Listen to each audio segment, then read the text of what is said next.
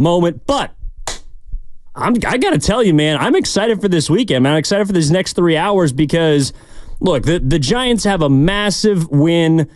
First game of a series. They go again, I think, at 4:15 today. Glasnow versus Eric Miller. We'll see what the rest of the series happens. Fantastic fireworks show last night. They honor the great late Orlando Cepeda, who passed away at age 86. A couple of legends lost by the Giants in recent weeks. Of course, Willie Mays being the biggest name. But we also have an opportunity finally to talk about what is the brand new year of the NBA. Starts on July 1st. It's around the corner. Paul George has to decide whether he's going to opt in or opt out of his $48.7 million player option at 3 p.m. Pacific Standard.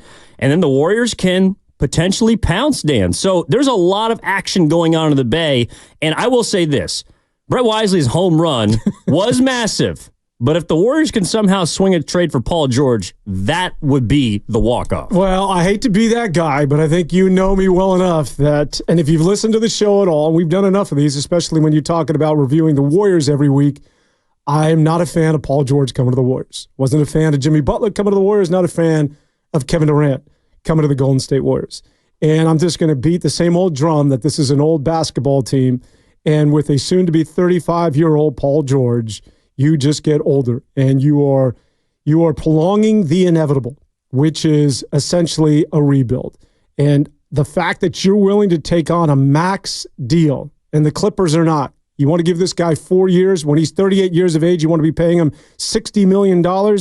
I'm not up for that. If I'm the GM, if I had anything to say, Paul George is not the answer to what's wrong with the Golden State Warriors. And I know it's sexy, it's alluring to talk about, it's Paul George. We have a tendency to think about these things in the rearview mirror, but the Paul George of today isn't worth it. And he might be worth it with it. Let me rephrase that. He might be worth it with another team, say Philadelphia, but he's not worth it with the Golden State Warriors.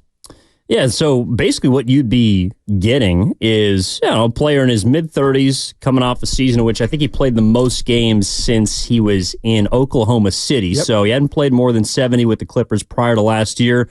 Look, I mean, he's a 40% three-point shooter, 22 points a game, a playoff team that didn't win a round, albeit, but has been part of Clipper teams that have gone somewhat deep into the postseason, won Western Conference Finals run. I think I'm generally with you, and it's not necessarily because I don't think Paul George is a good player. I think he's a damn good player, and in fact, in the fourth quarter of a game earlier this year down in L.A., he almost single-handedly beat the Warriors by himself in the fourth quarter, but it's because of that 4-year max that seems like it is almost a lock to come along with it. He is eligible to sign for 4 years, $221 million, and I'm not sure I feel comfortable giving any player that age that kind of investment. I mean, you could tell me the Warriors have an opportunity to sign LeBron James to a 3-year max like the Lakers are expected to do. I'm not sure I want a 39-year-old signing a 3-year max deal. I'm not sure I want to be handicapped that badly over the next couple of years. However, I think what the Warriors are trying to do, and I'll ask you this, Dan, if you could acquire Paul George, you would have to give him the 4-year max, but you don't have to give up Kuminga. Does that change your mind at all? Because you are getting older, although you're coming off of Chris Paul in all probability, but you're not losing your primary young piece. Does that change it at all? I would consider it, because at the end of the day, it's not my money. And if it's just dollars and cents, well, Joe Lacob, you go ahead and you swallow that bill. I think you're going to eat the final 2 years of that contract. But if that's where you want it, well, you are going to be, because of the salary cap, it is going to limit you, I think, towards the end of his contract. That's the only thing I would take into consideration, but I would strongly consider it at that point. But moving off of the kids and going for Paul George as of right now with that salary is a huge mistake. A huge mistake. And while it may pay dividends early on, and there may be some flash, and he may go for 25, 30 in the first couple of months of the season, and everybody's falling in love with Paul George, I'm sorry, inevitably he's going to go down with an injury. I know he played 74 games last year, but prior to that, he wasn't north of 60 for 5 years. And you're talking about a guy, I'm sorry, what do I always tell you? That when we think about Jimmy Butler and Kevin Durant, and we think about Paul George, we have a tendency to romanticize about where they were 5-6 years ago when he was with Indiana, or even a couple of years ago with the Clippers, when he was healthy. He's not that guy anymore. The perfect fit for him is to go to Philadelphia. as a free agent. Why? Because he's not going to be the number one. It's still Joel Embiid's world.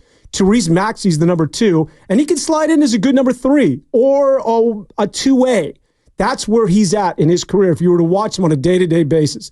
He is not a number one that's suddenly going to come and team with Steph Curry, who's also going to be 37 years of age, and a Draymond Green who's going to be 36, and you think you're going to recapture magic and go back to the NBA Finals and win another one. Just not happening in my estimation. Well, there have been a couple of trades that have come down already in impending free agency. You obviously got Caruso going to Oklahoma City for Josh Giddey, just a straight-up player trade.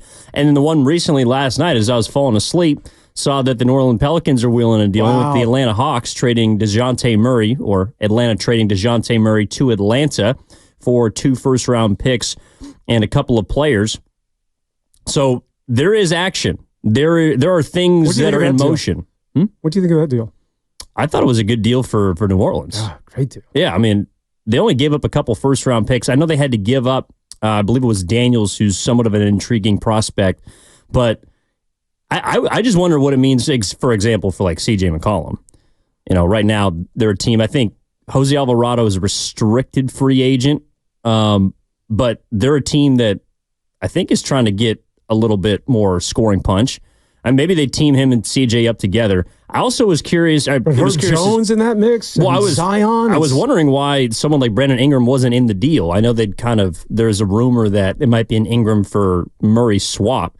Brandon Ingram also is eligible for a contract extension this summer, so perhaps he decides to come back. I don't think New Orleans is done. I think Ingram is still going to try to be moved. But so do I. Yeah, I thought it was a good move for both sides, but particularly for New Orleans. Yeah, I think it makes New Orleans very, very dangerous. But it also was a player that a lot of Warriors fans had targeted, and kind of one of these guys that, okay, so we have our elder statesmen, our elder superstars that were on the table, right? The Durants, who I still think is very, very good, but he doesn't seem to be going anywhere.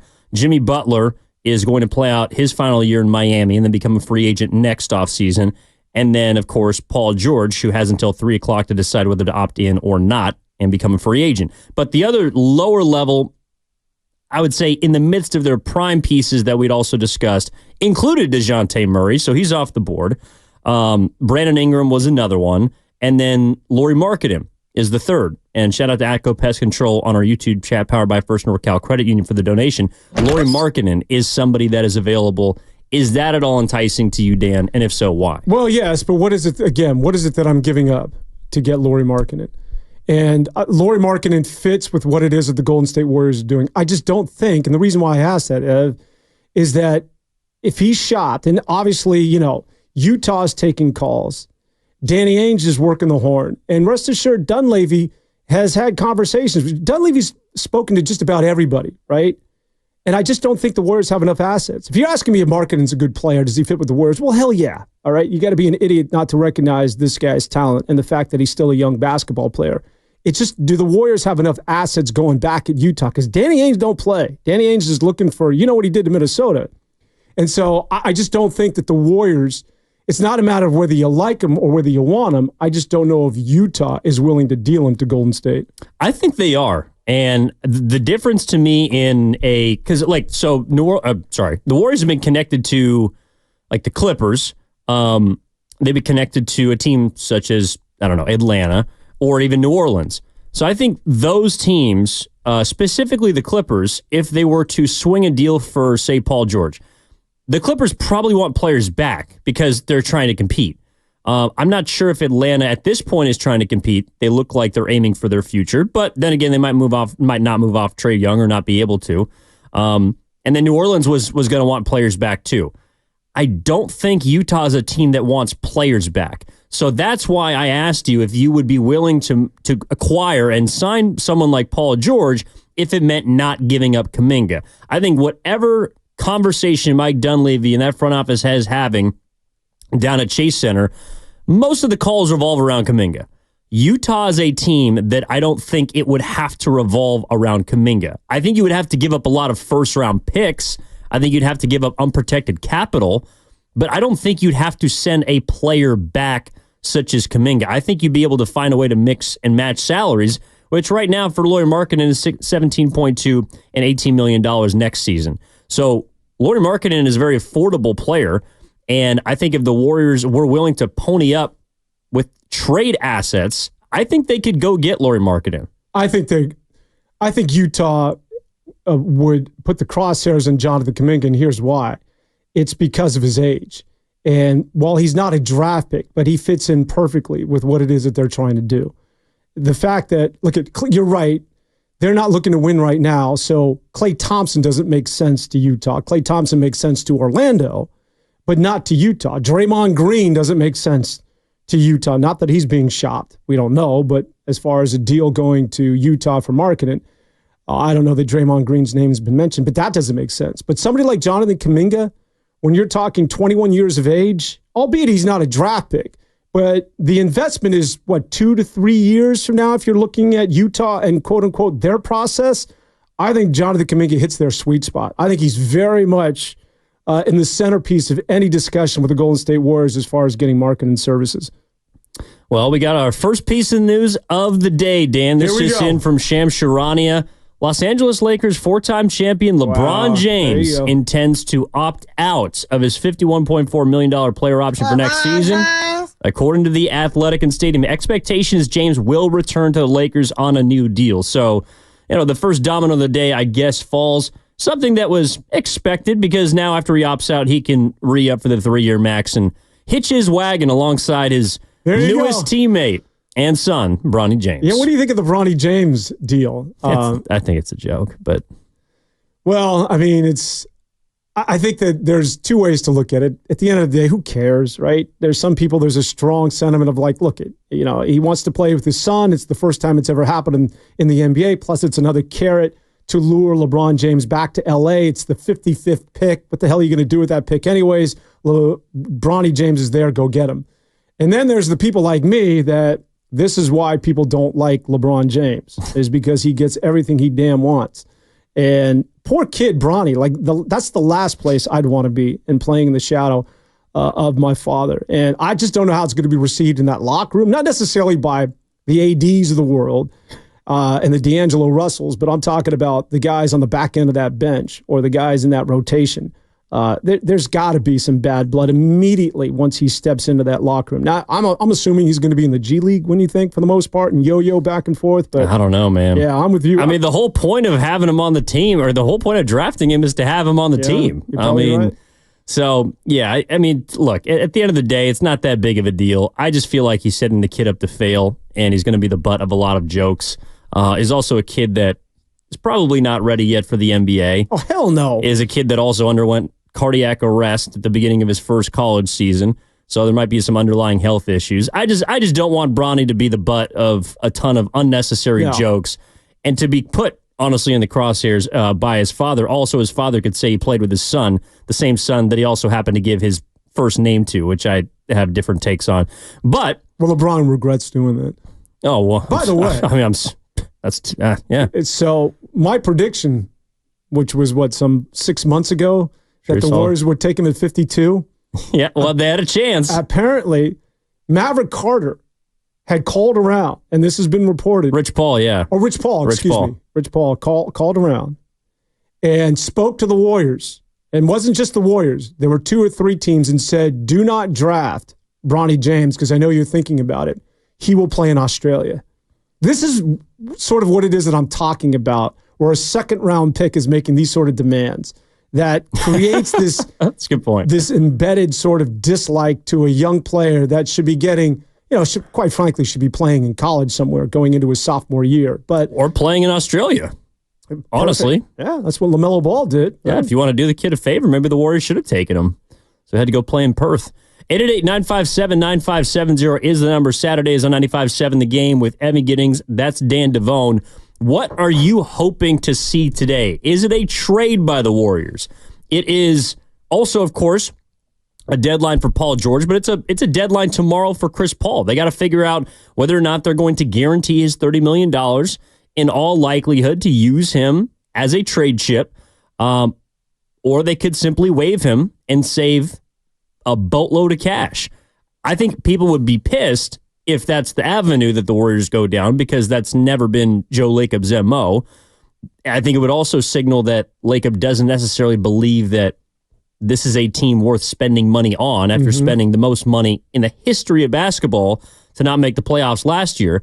So, Dan, I think it's almost a guarantee that they guarantee Chris Paul's $30 million.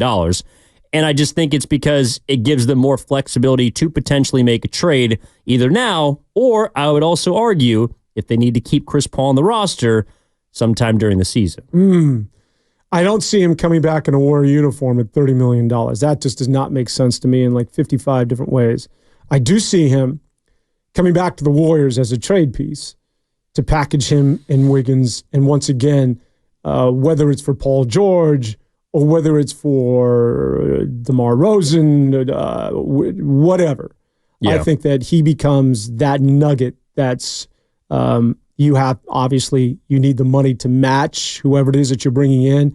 And that's the sole reason that he would be part of the Golden State Warriors going forward. I can't see him in the rotation as a sixth man for $30 million at age whatever he is now, pushing 40. There's too many of those guys already on the roster.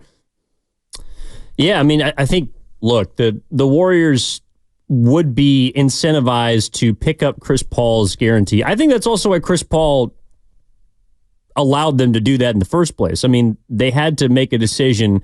I think it was by 2 p.m. yesterday. The decision came out very quickly during the day. It was around 10:30 a.m. And that's also something that Paul George could be doing. So we'll certainly be monitoring that today as we move along on Saturdays on 95.7 The Game. LeBron's already opted out of his player option.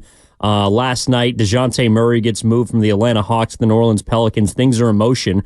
We got to figure out where Klay Thompson could potentially be going. I just think that with Chris Paul, I mean, that's the first real big decision they have to make. And I think that it would be wise to pick up the $30 million for a couple of reasons. Number one, they can use it in the deal. Number two, they have no other way of improving their roster, and that's really the biggest part of this. They have to find a way to match salaries in a trade because, number one, they're hard capped due to buying back into the second round of the NBA draft. They cannot go over $189.5 million for this entire 2024-25 season. But also, the Paul deal, I think, is a valuable one to other teams because he's a $30 million expiring, and he's also still a somewhat serviceable player. I don't think he's a starting point guard anymore, but either on a team that is a contender, maybe as a backup point guard, for a team that is a very young team. I think people see him as a mentor, and he proved this last season that he is willing to be a professional no matter what. So I think Chris Paul is an asset that a lot of people like. The question is, how can the Warriors use it, and what will they use him to upgrade? Because after they use his contract, like they're out. Like that is the one trade chip that they currently have. And I think in a roundabout way, the entire reason that they traded Jordan Poole for Chris Paul was for this weekend. It was for these next 48 hours to eventually use him to flip and get a better player. Yeah, and so I think that just to take it a step further, if Paul George is the big fish, this is why you have Chris Paul. It's to dangle him and make things fit as far as matching numbers and bringing in someone like that of a Paul George. That's his role with the Golden State Warriors. It's not backing up Steph Curry anymore.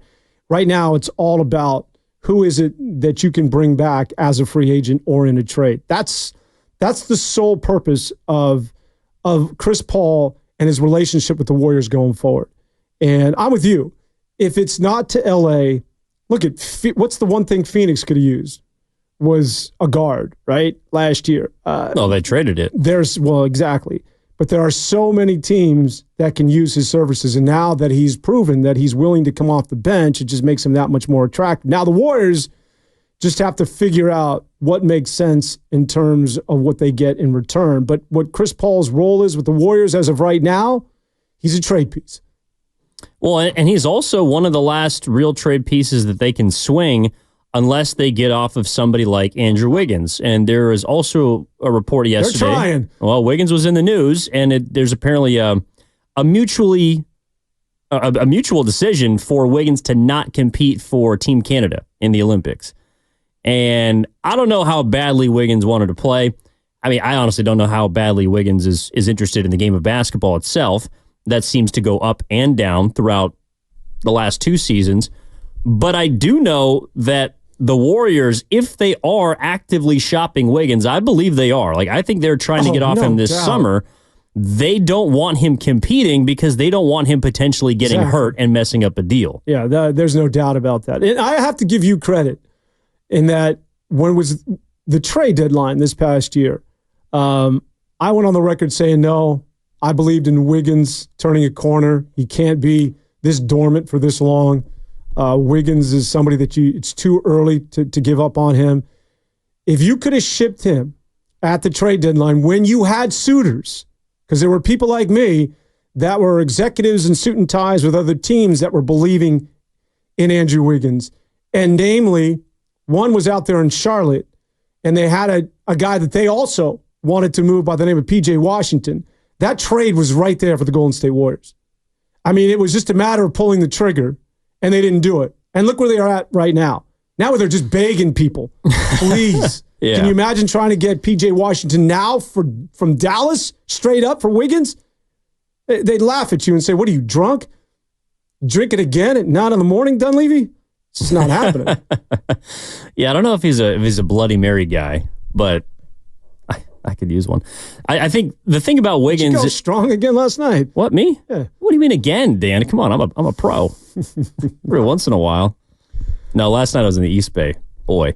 And I think, look, the issue with Wiggins is, I think in an ideal world, he's a two-way wing. He profiles as a player that, could help you in a playoff setting. I think we learned this postseason that you need those kind of guys.